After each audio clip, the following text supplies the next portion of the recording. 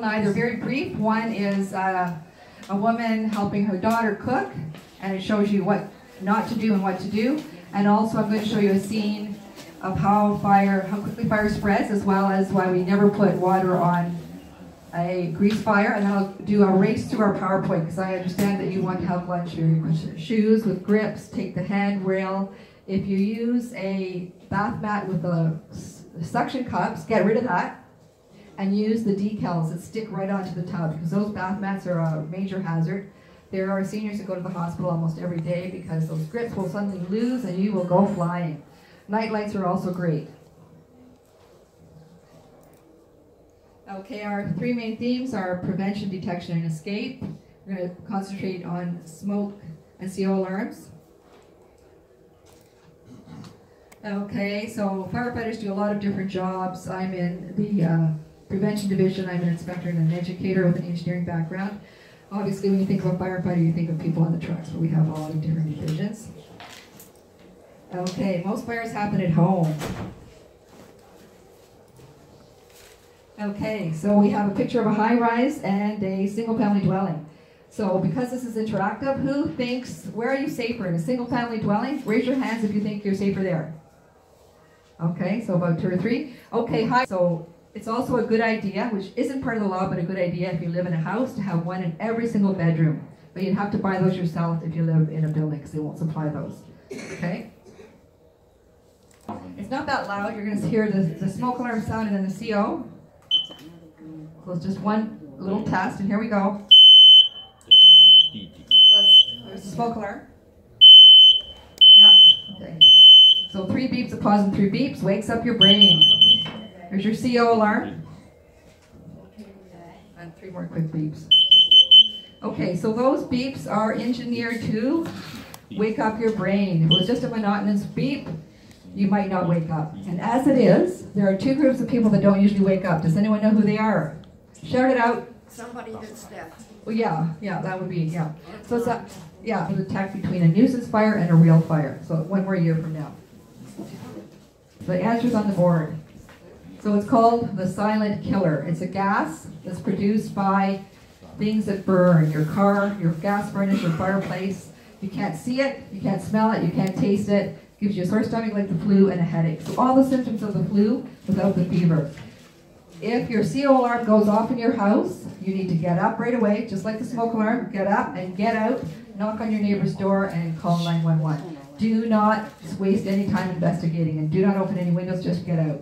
This is going to be our demonstrator. Okay, so the fire alarm has rung in your whole building. So you know, okay, so... Guys, quiet. Everybody quiet. This is important. All right, in your own unit, you have one option. If there's a cooking fire in your unit, you must get out. That's the only option you have. But as Barb said, there's a lot of false alarms, and the firefighters might say over the annunciator, please stay where you are. So we're going to talk about shelter in place and what to do in this scenario. So Kim is going to test our door. So you test your front door here. How do I do that? So you're going to show, how do you think you do it? Just do it. How do you think you might do it? You mean, so there's a fire and I'm trying to get out. Yes. This is my door. Yes, exactly. The fire alarms are ringing. So first I would see if there's smoke. Okay, so just or just because it's my fire. Yeah. Okay. Then no, if it's a fire in your house, you're getting out. Yes. That's the only option. Right. It's you're in a building. Okay. And it's not in your unit. It's somewhere in the building. Okay. So the first thing you do is you test your door. Don't touch the door with your hand. You get a cloth. So you're almost on the right thing. So if you actually had to feel your door, how would you do it, Kim? Pretend this is a door and touch it. Well, I wouldn't touch it with my. I'd feel if it's hot. Yeah. So you're on the right. You're on the right track. So. When the smoke alarm rings, do not touch the door with your palm. If the door is hot, ouch, you've just lost the use of your hands. You can't crawl under smoke and you can't grab onto your family. When the smoke alarm rings, everyone hold up the back of your hand. This is how we test a door when the fire alarm rings. So Kim and I, we're going to test the door. So ouch, we might have burnt the back of our fingers, but we can still crawl with our palms and we can still grab onto our family. If it's a red hot door, are we going to open the red hot door? Yes or no? No. No. What's on the other side of that red hot door? Fire. A huge fire. Never open it. It will not end well. So Kim has another exit. Another door. She's got a huge 5-bedroom apartment. She's got 2 exits. Test her door again. And blue is cool. What do you think, Kim? Can you open it? Yes, sure. I know. Yes. Okay, go ahead. Open the door. So just slide open, please. Oh, and what do you see, Kim? Smoke. Okay, you see a wall of smoke. Okay, this is very important. This is called smoke judgment. A lot of adults in Toronto don't know this, and they have lost their life because they don't have this information.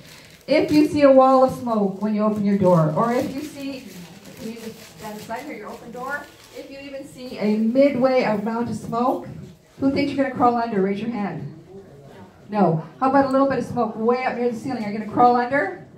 Well, guess what? You all passed. If you open your apartment door and there's any amount of smoke, a tiny bit on the ceiling, a little bit amount, or a wall of smoke, you are going to close your door. Close your door. Yep. Yeah, and then you're going to run into the bathroom, get a wet towel, roll it up, and put it at the base of the door. And then Kim has a balcony. So there's our balcony right there. She is going to open the door carefully, go out onto her balcony, close the door behind her, because she doesn't want the smoke to come in from the hallway. And she's going to wait for the firefighters to check her unit. And as Barb said, the firefighters 99% of the time will say, please stay in your unit until it's all clear. So what you're doing essentially is you are sheltering in your unit. Remember the 2 hours of separation that you have with the cement and the rebar? So you're quite safe if the fire is not in your own unit. That's called shelter in place. And I'll show you the David Suzuki smoke tent really quickly. So guys, bravo. Okay. So Kim now moved to an exclusive condo in Yorkville. It's $1 million. She doesn't have a bed over her head and shoulders. Go up to the window and make a seal. So she is creating a micro pocket of fresh air, breathing it in, and the smoke will roll over her. And we're going to just demonstrate it at this window here. Okay, let's come over here, Kim. Okay. Here's the sheet from the bed. And we're just going to hold on to that. Yeah, okay. Here's your window. Yeah, okay, so I'm just going to go back to the microphone. So she is opening the window just enough for her head to fit, making a seal around the window frame, and she's breathing in the fresh air, essentially saving her life, and the smoke will just roll over the David Suzuki smoke tent. Bravo that. The only two ways we put out a pot fire is with a pot lid or a pan. So everyone tonight, go out and buy a cooking sheet. You're going to keep it between your stove and your counter. This is your new fire extinguishers, these two methods. So Kim is going to show us how to extinguish a fire with the pot lid first. Yeah, you just put it on there. You turn off the stove, and our investigators have told us, please call 911 to take away the burning pot and to check that none of the flying embers have gotten up into your ductwork, because that can happen. All right, so call 911 after. And the other method is our brand new fire extinguisher. There we are. Yeah, and there it is. That's how we put it on fire. So Jen and our other lady talked about baking soda and salt. We're going to tell you why we do not recommend salt or baking soda. You're not finished yet, Kim. Sorry. Okay, let's sprinkle. Let's pretend to sprinkle. Okay. Sprinkle, sprinkle, sprinkle baking soda and salt. Temporarily, baking soda and salt might suppress the fire, but it's not guaranteed to put it out. So Kim is looking at her pot. You're looking at your pot. Boom! Did I scare you? Yes, I did too. So the fire has burst through the film, and she was leaning over, and she is on fire. Curly ribbon representing fire. So when you are on fire, your clothes catch on fire, we teach this to 3-year-olds and on up. Let's shout it out. What do we do? Roll on floor. Yeah, we stop, we drop, and we roll. Never be embarrassed, just do it right away. If you run around, the fire will get bigger and you will get more burned. We also don't recommend the fire extinguishers. Unless you've had a professional course on firefighting or you're a firefighter, too many things can go wrong. This is just one of the things. This is a live fire extinguisher. Okay, pretend to spray. Okay, so we're way too close is the first thing. So, remember our first DVD clip with the guy from Britain? His pot was flying around the kitchen. The force of the chemical may cause the pot to fly around the kitchen, and that won't end well. Or the force of the chemical can literally flash back onto you like this, in a wave, and it's back onto you. So we don't recommend the use of these. Also, nobody ever maintains this. Does anyone have a fire extinguisher at home? Raise your hands if you do. Who takes it off the bracket once a month and rotates it? Does anyone do that? No. The chemical, go home and do that, and your chemical is probably going to be as hard as a rock. And after you've fiddled with this for 5 minutes, you've lost your time, because we only have, how many minutes again to get out? Let's shout it out. 1 minute. So, too dangerous. Just get out or use your pot lid in your pan. Okay? Bravo. Thank you so much, Kim. And smoking, do not mix. If you have a friend, please, they obviously know that, try and discourage them from smoking because it could end very badly. Okay, so if an emergency vehicle is coming down the street, move to the right, you'll get a hefty fine. Common sense.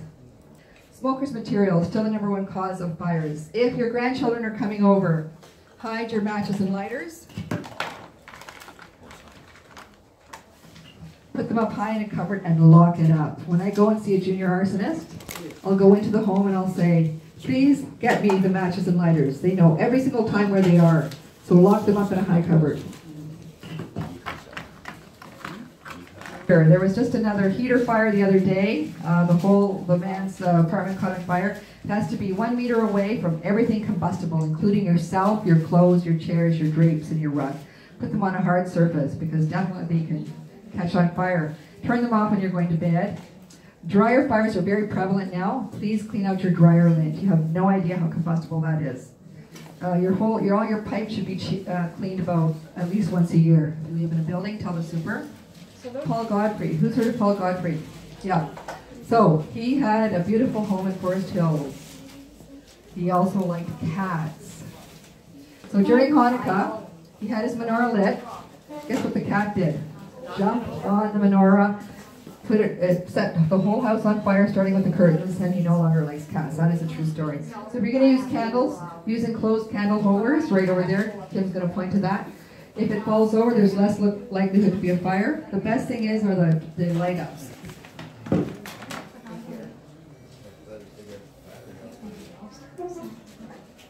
I take this to the schools as well. I think the kids got into this. It will light up. These do not cause a fire. Please, I'm encouraging you to use these.